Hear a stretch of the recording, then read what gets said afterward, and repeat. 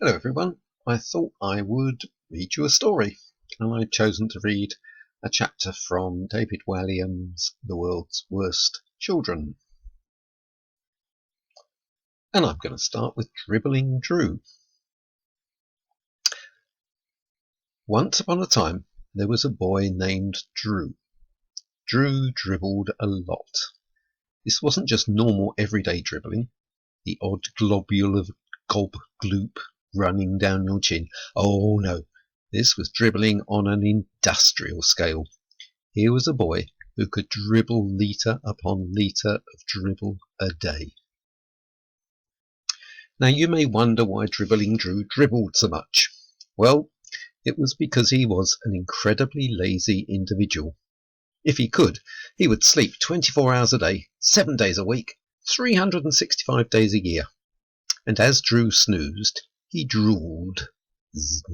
Plop went the drool as it landed on the floor. On school mornings, the boy would have to be dragged out of bed by his feet. If he had his way, Drew would be wheeled to school every morning in his bed, and as soon as he arrived at school, he would go straight back to sleep. Plop! Plop! Drew liked nothing more than having a nice long snooze during his lessons. He had even been known to take a sleeping bag into school. That way he could doze through every single subject. PE was a hard one to sleep through, but Drew found a way. For example, during football matches he would ask to be in goal and then climb up onto the net and have a nap. If any of the kids scored a goal, he would moan if they celebrated too loudly and woke him up. Because Drew slept through every lesson, he always found himself bottom of the class. When Drew snoozed in lessons, he would dribble all over his desk. Plop! Plop! Plop!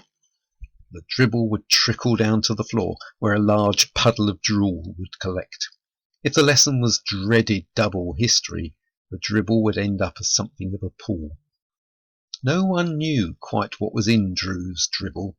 It was transparent like water, but thick and sticky like glue. One time his history teacher, Miss Past, ran over to Drew's desk to shout at him for falling asleep in class again.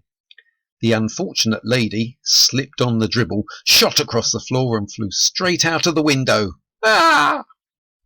She was found upside down in a nearby hedgerow with her tweed skirt over her head, her big frilly knickers flapping in the wind. The day our story starts, there was a school trip to the Natural History Museum. This was a wondrous place, full of all sorts of treasures from moon rock to dinosaur skeletons. The museum even housed a life-size cast of a blue whale. As Drew's class pulled up outside the museum in the school coach, Mr. Nummings, the science teacher, handed out his dreaded worksheets. Now listen carefully, children. On these worksheets, I want you to make a list of all the exhibits you see in the museum today. Do we have to, sir? Moaned Dribbling Drew, stifling a yawn. Dozing on the coach for an hour had tired the boy out. Now he was ready for bed. A pool of drool had collected at his feet. Yes, Drew, we do have to, yelled the teacher, and I want you to stay awake during this visit. Mr. Nummings turned back to the rest of the class. Now, everyone, the pupil who writes down the most exhibits will come top of the class, so keep looking and listening the whole time. Right, out you get. As they walked in through the museum's giant wooden doors, all the children marvelled at the huge skeleton of a diplodocus, which took pride of place in the great hall. But Drew simply yawned. Then he broke away from his teacher and classmates and found a nice quiet place to nap. It was on top of a glass case housing a stuffed dodo, a bird that had become extinct centuries before. No one would disturb him up there. Drew climbed up using a stuffed giraffe as a ladder. He lay down and closed his eyes. Then the boy slept, and slept, and slept, and dribbled, and dribbled, and dribbled. The boy could sleep absolutely anywhere, standing up during a rock concert, hanging upside down from a tree, even on a roller coaster, as everyone around him screamed. This particular day, Drew slept for so long that he was still asleep when the Natural History Museum was locked up for the night, without anyone realizing he was still there when all the lights were turned off. All night Drew slept, and as he slept he dribbled. Plop, plop, plop. Drew dribbled and dribbled and dribbled. Then he dribbled some more. The spot of drool beneath him spread into a puddle. Soon it was a lake of spittle. By dawn, Drew's sea of dribble had filled the entire Natural History Museum. In the morning, Winston, the burly security guard, arrived bright and early to unlock the doors and open the museum, as he did every day. However, this was no ordinary day. The first thing Winston noticed was a transparent fluid oozing underneath the doors. That's very strange, he thought out loud. Maybe one of the daft old professors has left a tap running. Next, the security guard dipped the toe of his boot into the liquid and realized it couldn't be water from a leaky pipe. Whatever this was, it was thick and sticky.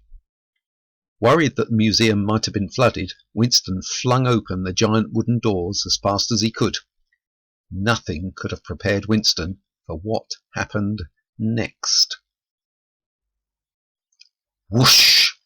A tidal wave of drool washed him clean off his feet, and he found himself travelling at speed down the street. Wah! The big man screamed like a baby. Closely behind the security guard floated some of the biggest exhibits from the museum.